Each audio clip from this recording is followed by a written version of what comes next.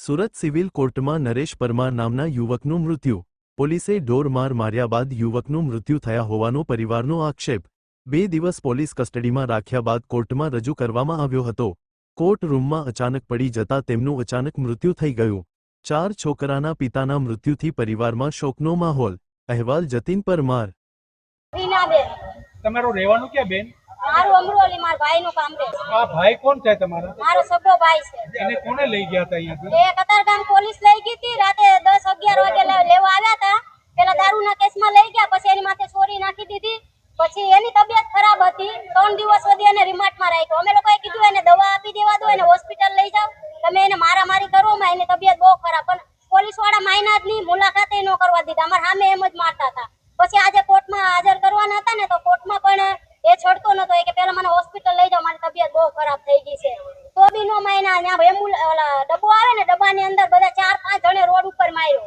એ તમારે એનો બધું ચેક બોલો આવે ને વિડિયો, એ બી તમને તા પોલીસ સ્ટેશનમાં હા એ બી રોડ નું મળી જશે. કેમ કે તા કતારગામ પોલીસ સ્ટેશન ની સામે જેવું કર્યું છે. આ ડબ્બો આવે ને એમાં અહીંયા કોર્ટમાં હાજર કરવા લાવતા હતા. પછી અહીંયા સિવિલ હોસ્પિટલ કેમ લાવ્યા?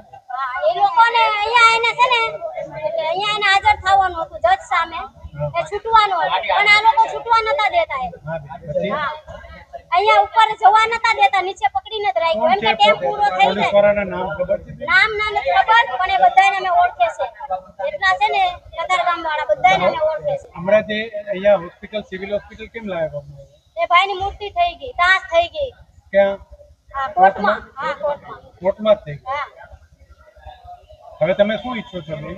શું ઈચ્છે સાહેબ? અમને ઇન્સાફ મળવો જોઈએ. એના 4 છોકરા છે, એ લોકોના લીધે એની ડેથ થઈ ગઈ. એને ટેમે હોસ્પિટલ પહોંચાડ્યો હોત ને તો અત્યારે જીવતો હોત. ટેમે હોસ્પિટલ કહેતા હતા, સાહેબ મને જવા દો, મને હોસ્પિટલ પહેલા લઈ જાઓ, પછી મને તારીખમાં મને કોર્ટ ઉપર લઈ જાઓ તારીખ સાંભળવા. પણ એ લોકો માયના જ નહીં.